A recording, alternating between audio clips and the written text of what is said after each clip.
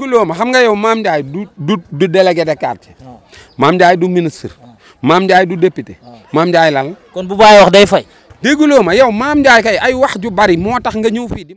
déedéet xam nga Baldassar dafa daje ku mën a fen rek mu fenal ko. mais ñii moom buñ leen duulaloon nga xam yow doo toog yéen Baldassar yéen warta nekk kaa ci yéen ñaata dof lañ fi ëmbal.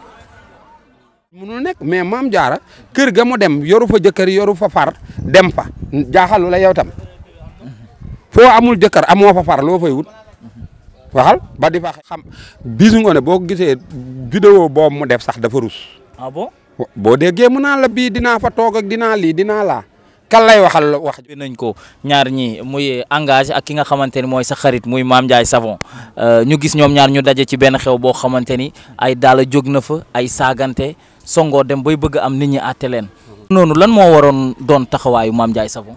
non xam nga Mame Ndiaye jigéen la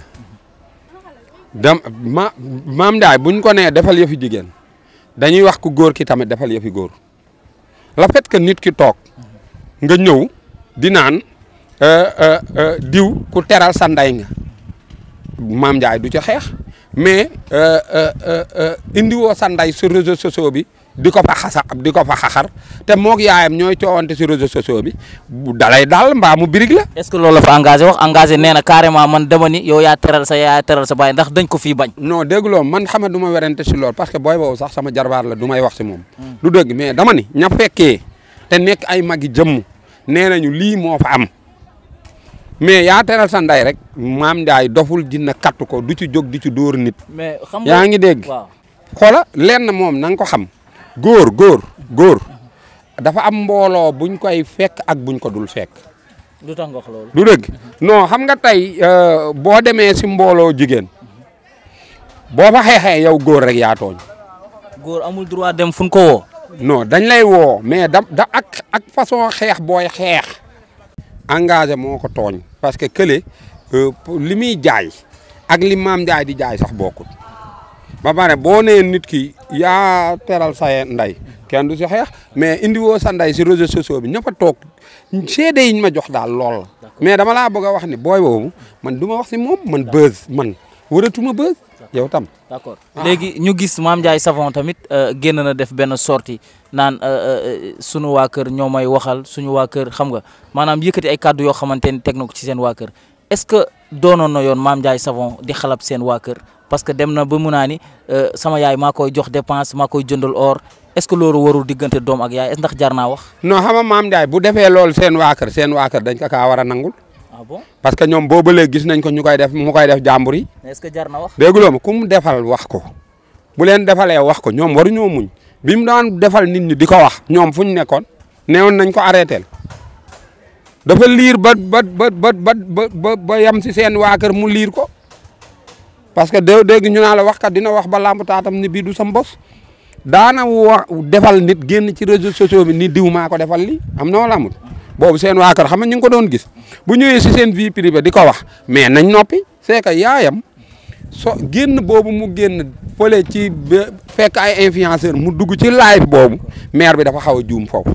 waru ko woon parce que lupp nday lu mu lax-lax si la doom di toog boo yoree sa doom dafa am loo xam ni da ngay comme mu nekk ak ay nawleer laay fëram boo fa duggee wax ko dara yaa ko xaslu moo tax xeex bee am maire bi moo ko yóbbee wax dëgg yàlla parce que bu ne woon tekk noppi rek bàyyi ba doomam ñëw mu réglé ak moom defe naa ni yii du am. mais Mame Ndiaye moom ku ko xam ko ci ay wax moom boo ko dindee ci Mame Ndiaye dootu fa ne. mais est-ce que jotul tamit mu wàññi wax ji wala est-ce que jotul mu wàññi wax ji. wala mu bàyyi wax ji comme que moom saa bu waxee rek erreur am wala jaxasoo am. kan la Mame Ndiaye. Mame Ndiaye bu wàññee wax lan la Mame Ndiaye apporté. Mame Ndiaye bu wàññee wax lan la apporté. dégguloo ma xam nga yow Mame Ndiaye du délégué de quartier. Mame Ndiaye du ministre. Mame Ndiaye du député. Mame Ndiaye lan la. kon bu bàyyi wax day fay. dégguloo ma yow Mame Ndiaye kay ay wax ju bari moo tax nga ñëw fii di ma ko laaj bu dul wax ju bari Mame Ndiaye lan la mas a apporté fii lan dara xanaa soppi der yàq der daal mën na ko jox la nga ñuuloon nga soppeeku ba mel ne tubaab nit ñi di la mbiiw loolu la mën te xeesal natt la saa boo noppee teg dootoo teggi lii la mais Mame Ndiaye du leneen wax dëgg yàlla mais xeex bale muy xeex góor daal du dem ci ay xew di xeex ak ay jigéen bu dee man la du ma ko def du ma ko digal kenn maanaam lëmbi na réseaux sociaux yi muy problème mu Balthazar bi góor bi nga xamante ne maanaam jëfandikoo nga luy tolloo 400 wala lu manqué tuuti mbaa sax lu ko ëpp. sa gis-gis ci Balthazar. non yéen Balthazar warul nekk cas ci Sénégal. pourquoi. nu muy nekkee cas yéen chaque jour ngeen gis fii njiit bu ponkal magum jëm sangalu dof ba mu rafet laal dof bi ëmbal ko sax teg si. nee nañu di laal puune yi yéen ngeen yori Balthazar di wax waxi Balthazar. mais 400 yi moo jaaxal wax jaaxalul Sénégal adduna bi yëpp la jaaxal. 400 jigéen am na ñu fi 500. am na ñu fi. ñu fi laal 500. da nga kaa gis. yow doo toog nga naa maam benn damay laaj rek ndax da nga déedéet xam nga Balthazar dafa daje ku mën a fen rek mu fenal ko. mais ñii moom buñ leen duulaloon nga xam yow doo toog yéen Balthazar yéen warta nekk kaa ci yéen ñaata dof lañ fi ëmbal wax ma. dof yi nekk ci mbedd mi ku leen ëmbal Balthazar la xanaa yéen amu leen Balthazar yéen ah. da ngay cité kan la. waaye ban kal la ay Balthazar nga naa ma kal la est-ce que yow doo Balthazar nga naa ma la. non man kay duma Balthazar. yooyu yëpp gis nga yéen problème Balthazar ba mu amee bi yéen waruloon nekk kaa ci yéen ba pare xanaa am la Balthazar benn phénomène la ñun lan la ñu waroon jàng lan moo tax audio yi ñu publier ko. lan moo tax ñu publier vidéo yi jaaxalul ay temps yële at 2023 bi passé lan moo xewoon génne awra du noonu nit yéeg si kaw jigéen léegi lu tax ñu wan leen bii am na ñoo xam ne fii war ñu woon seetaan vidéo yooyu mën na leen a yóbbu ci leneen lu bokkul ak li ñu nekkoon xanaa am la vidéo Balthazar yi danger la pour fii mais dama ne ay Balthazar a ngi fi yéen fii am na mairie yoo xam ne da ngeen leen a defal ay lalak yooyu sax maire bi nekk fa toog si bureau.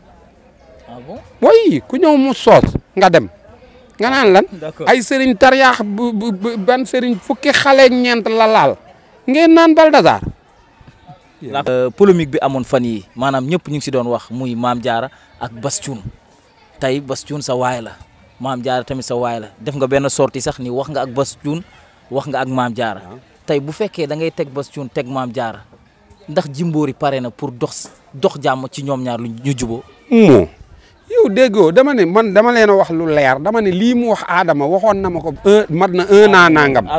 waaw xam nga Adama moom fenkat la wax dëgg yàlla lii mu wax Adama ma ne wax na ma ko loolu mat na 1 an nangam. da nga kaa dencoon quoi. dama koy denc ba mu waxee ak man wax naa ak jëkkëram tele laay waxee. après dellu si moom ne ko dama bëgg nga muñ parce que dama ne ko am na artiste bu mag bu ne fii boo xam ne yoroon na soxnaam. soxnaam toog di ko muñal léeg-léeg soxna si daana toog weeru yàlla benn yoon lay gis jëkkër ji te bu ko gisee du mat 1 heure de temps mu dem si ay contrat mais loolu mënul nekk mais Mame Diarra kër ga mu dem yoru fa jëkkër yoru fa far dem fa jaaxalu la yow tam foo amul jëkkër amoo fa far loo fay wut waxal ba di fa xeex bu ko yàppatul bay xanaa bay ba di ko yàpp ba dagg ca xam. mais est-ce que jaroon na xeex di fa am. nga ni jaroon na xeex. non boo demee si kër.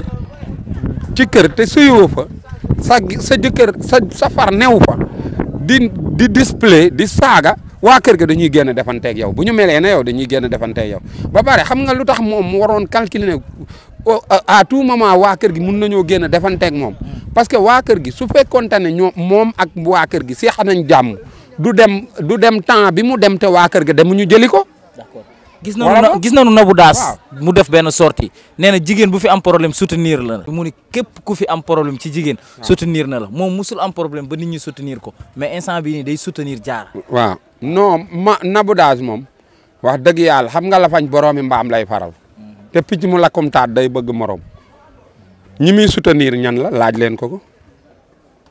ñi nga xamante ni ñoo am problème rek. mës naa fekk ku nekk ci biir sëy mu soutenir la ku tas sëyam rek lay soutenir. moo yay soutenir ko parce que moom xam nga affaire bi bu doonoon coupe du monde moo jogati coupe bi. ah bon lan la. moo jogati coupe bi. déet xaw ma de. mais doo leeral non déedéet du ma leeral dara yaa may laaj parce que dama ni da nga ni moom day soutenir jigéen ñi nga xam ne danoo tas seen sëy du noonu léegi ma ne léegi yan jigéen lay soutenir. ku nekk ci biir sëy kay ngay soutenir balaa tas gi mais ku tas ba pare nga koy soutenir kooku loo ko def. d'accord sortie sortie reménage bi ñu gis Bijou Ngoné def na ko macha allah amaat na beneen borom kër ñi ñaan yàlla na fa sax ba am fa njaboot ju barkeel Bijou Ngoné mariage am bi noo ko jàngat. non xam nga Bijou Ngoné yàlla na ko yàlla defal jàmm ak salaam mu sëy bii mu toog fa. bi mooy ñaata. xaw ma de yaa koy lim. bari na lool moom sax xam Bijou Ngoné boo gisee vidéo boobu mu def sax dafa rus. ah bon. boo déggee mu naa la bii dinaa fa toog ak dinaa lii dinaa laa kan lay waxal wax jooju ku ko laaj. ok boo toogee yow ba tax si vidéo naan Nabou Dash maa ngi doog a xam ni Nabou Dash wax na dëgg man kay bii bu ma demee naa fa toog koy waxal xoola yow yaa dem ba rusaange nekk nit nga taxaw nit di wax ak rusaange mais waxatul ak nit. est-ce que jeunesse bi amul xaaral booy toog di dind sa tuuma boobu dama ne Bijou Ngoné sëy bakkan la am mais xam nga su fekkante ne yow yaay tànnal sa bopp jëkkër parce que Bijou Ngoné fii mu toll mën naa may boppam ci l'islam du noonu boo demee bay tànnal sa bopp jëkkër est-ce que yow munoo tànn koo xam ne boo ko tànnee doo fa jóge koo tànn jóge fa léegi bu yàggee ci góor ñi lay doon wala yow ba pare yow Bijou Ngoné su amul woon succès amul xaalis est-ce que sëy yim fi wàññi mën na ko wàññi. lu tax nga xalaat loolu. dégg succès ak xaalis dafa am lu muy nëbb mais xam nga kañ lay feeñ bu ñu demee ba succès dem xaalis dem si ngay gis gàcce boobu. kon nga bëgg wax ni succès ak xaalis day nëbb lu bon li feeñal lu baax. day nëbb lu bëri am na succès am na xaalis kan ban góor a koy bañ mais bu amul woon succès amul xaalis est-ce que mun na wàññi sëy yi bu dul dara moom mu respecté constitution wu sëy mu respecté ko tuuti parce que sëy day toll foo xam ne booy tas di sëy si ko xam ni nit ñi dañ laa xam di la seetaan bu yàggee xale yu ndaw yi lay seetaan dafay am benn influence boo leen di jox boo xam ne or ko du loolu. du dëgg. mais soo bëggee nekk fii di tas sëy akat kii ba pare émission boobu moom kan moo fi defaat émission bu mel noonu mu woo ko moom dañ kaa war a woo. émission bi muy def laa wax. waaw moom dafa war a toog ci siège boobu jël keneen kooku invité ko mu laaj ko li muy laaj nit ñi. kon nañoo ñu invité ko ci Authentique Pro. xaw ma foo koy invité mais li muy laaj nit ñi war nañ ko koo laaj bu la tegee lan la lay njëkk a laaj sa sëy dugg si sa manaan léeg-léeg mu wax ko artiste sax kooku gis boppam xolam jeex tey bu fi nekkee moom ne day xeex kon léegi Bijou Ngoné tey su ma la doon wax ne Bijou Ngoné lan lay xeex lan nga may wax ni moom lay xeex xam nga man dama jaaxle si journaliste yu njëkk yi ak journaliste yi léegi. lan mooy différence bi. voilà journaliste yu njëkk yi ku mës a créer émission dafa am xeex bu muy xeex. comme day bañ am na ñu bëri dañ daan def émission di bañ ku tas sëy mais léegi Bijou Ngoné comme ñi tas seen sëy ñu siiw ñi nga xam ne duñ togg ak duñu yàgg si sëy yeeg yooyu ñooñu lay invité di leen laaj mais kon invité bi lan lay apporter dara. da nga gis ni kon il est temps moom tamit ñu woo ko laaj ko si vie. waaye déggloo ma yow boo ñëwee fii tay nga indi kii tay nga indi góor bi suba nga indi góor bee ginnaaw suba góor bële geneen góor mais góor yu bëri yi ngay indi wax dëgg yàlla est-ce que munoo toog ba gis ni kii mën ngaa dem ak moom mais xoola wax naa la ba sonn ne la ñu siiw ñu siiw ñi ñu jigéen ñi est-ce que xam nga ban problème la ñu am. mooy ñu bëgguñu leen ñi leen bëgguñu ñooñu moo tax duñ toog si fenn. yaa ngi may dégg wala déggoo ma ñoom ñi ñu bëgg si seen xol ñooñu bëgguñu leen de boo xaroon seen xol yi da nga si fekk Bassirou Diomaye Faye boo demee xar xolu Bassirou bugg ko moom nag boo xaree xolu Didier yow mii fu mu toll nii bu ñu xaree sa xol di nga si fekk Bijou Ngoné boo demoon ni Bijou lim lay njëkk a def mooy wut ku la noq da lay noqlu pour moom da nga ko yab de. kon bu dee loolu sëy bi du yàgg. dégguloo ma yow déggoo ni ma la rangé lee de ñoom ñëpp ñu siiw ñi ñu bëgguñu leen ñi leen bëgguñu ñooñu. d'accord moo tax chaque jour ku siiw da ngay gis nit jël ko ku xam ni patron la wala ku am lambu di tëdde ko caxatee ko sànni. moo tax dañ leen di caxatee rek. ah bon ñu si bari. loolu dafa garaaw de Jimbo. waaye doo toog ma ni waaw yow déet boo dee nit ki kay yaa ko bëggu la. bu la mënee yaali dalay yaali daw. d'accord waxal rek. d'accord fi ñuy tëjee nag mooy li nga xamante ni mooy actualité bi lëmbee réew mi lëmbee Sénégal adduna bi yëpp di ko xaar mooy grand combat royal diggante Siteu ak Modou Lo.